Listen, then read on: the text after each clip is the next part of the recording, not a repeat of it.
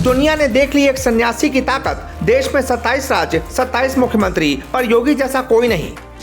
24 घंटे से इंटरनेट पर टॉप 10 में बाबा। लोग कहने लगे योगी है तो यकीन है। न गाड़ी पलटवाई, न गोली चलाई, फिर भी कैसे खत्म कर दी एक बादशाह की बादशाही।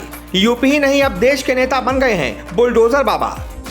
अखिलेश यादव बच्चों की तरह लड़ते रह गए। आरिफ और सारस की लड़ाई, योगी की काबिलियत पर मोदी के चेहरे पर मुस्कान आई। अमित शाह ने भी ताली बजाई। योगी ने कुंडा वाले राजा भैया का भी लिया बदला, तो अतीक के अंत पर प्रयागराज में भी बंटने लगी मिठाई। कभी मनमोहन सिंह सरकार में सोनिया गांधी के खास रिश्तेदार की अतीक ने जमीन कब्जाई। आज वो सोनिया अतीक की उम्र कैद के लिए योगी को भेज रही बधाई। जी, अतीक को सजा दिलाकर योगी ने साबित कर दिया कि कानून से बड़ा कोई नहीं। जो काम योगी ने करके दिखाया है, उसे करने की हिम्मत अभी तक यूपी क्या, देश के अन्य राज्यों का कोई सीएम भी नहीं कर पाया था। लेकिन योगी ने विधानसभा में जो कसम खाई थी, उसे पूरा करके ही दिखाया। अतीक पर एक्शन के बाद सोशल मीडिया पर योगी ट्रेंड करने लगे। लोग कहने लगे योगी है तो यकीन है। योगी को देश का सबसे बेहतर सीएम बताने लगे। हिंदूवादी प्राची साध्वी ने कहा योगी जी आस है, योगी जी विश्वास है, योगी है तो यकीन है। तो वहीं मनोज कुमार नाम के यूजर कह रहे हैं 44 साल में पहली बार अतीक अहमद दोषी करार। ये है एक सन्यासी का न्याय और आपके वोट की ताकत। योगी है तो यकीन है। आज योगी ने जिस अतीक अहमद को सजा दिलाने का काम किया है, एक वक्त में वो खुले तौर पर रैलियों में धमकी देता था। साल 2016 में अतीक ने एक रैली के दौरान प्रतापगढ़ के लोगों से कहा था कि राजा रानी का खेल खत्म हो। उस वक्त अतीक का ये बयान प्रतापगढ़ के राजा भैया के लिए देखा गया था। अतीक के इस बयान के बाद जब चुनाव हुए तो प्रतापगढ़ की जनता ने उसे करारा जवाब दिया और प्रतापगढ़ से उसकी हार हुई।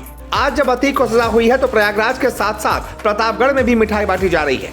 वहीं अतीक से जुड़ा एक किस्सा भी बड़ा दिलचस्प है, जब अतीक की टक्कर सीधे केंद्र में बैठी कांग्रेस सरकार से हो गई थी। दरअसल ये घटना साल 2007 के यूपी विधानसभा चुनाव से पहले की है, जब कांग्रेस पार्टी की पूर्व अध्यक्ष सोनिया गांधी की करीबी रिश्तेदार की प्रॉपर्टी को अतीक ने हड़प लिया था। अतीक अहमद उस वक्त सपा का सांसद था और यूपी में मुलायम सिंह यादव की सरकार थी। अतीक की बात को उस वक्त कोई नहीं टाल सकता था। सोनिया के रिश्तेदार ने प्रयागराज में कई जगहों पर अपनी शिकायत दर्ज कराई थी, लेकिन सपा के राज में अतीक के खिलाफ एक्शन लेने वाला कोई था ही नहीं। सोनिया के उस रिश्तेदार की जब कहीं सुनवाई नहीं हुई तो उन्होंने इस मामले में सोनिया गांधी से मदद ली। बताया जाता है कि उस वक्त सोनिया गांधी के कहने पर पीएम मनमोहन सिंह के दफ्तर ने यूपी सरकार के अफसरों को कड़ी फटकार लगाई थी। बताया जाता है कि उस वक्त सोनिया ने अतीक के कारनामों की चर्चा प्रयागराज की एक महिला नेता से भी की थी। उस महिला नेता ने अतीक को बताया था कि इस मामले को लेकर सोनिया गांधी और मनमोहन सिंह का दफ्तर बहुत नाराज है। सोनिया गांधी और मनमोहन सिंह के दफ्तर के सख्त रुख के बाद अतीक ने प्रॉपर्टी से कब्जा छोड़कर चाबी वापस की थी। अतीक की इतनी हिम्मत हो गई थी कि वो सीधा केंद्र सरकार से लोहा लेने को तैयार था। अतीक के इस कारनामे के बाद आप अंदाजा लगा सकते हैं कि सपा के राज में लोग किस तरह से परेशान थे और अतीक जैसे बाहुबली लोग कितने मनभर थे। अतीक के इतने अपराधों के बाद भी उस वक्त ना तो पुलिस अतीक को कुछ कहती थी और ना ही सरकार में बैठे मुलायम अतीक पर हाथ डालते थे। लेकिन अब वक्त बदल गया है। अब अतीक का पाला योगी आदित्यनाथ से पड़ा है। योगी राज में अगर कोई भी अपराधी मुंह उठाने की कोशिश करेगा तो उसका मुंह जमीन में गाड़ने का काम योगी सरकार कर रही है। आपका योगी के कामकाज पर क्या कहना है? क्या आपको भी लगता है पहले की सरकारों ने अपराधियों को बढ़ावा दिया था?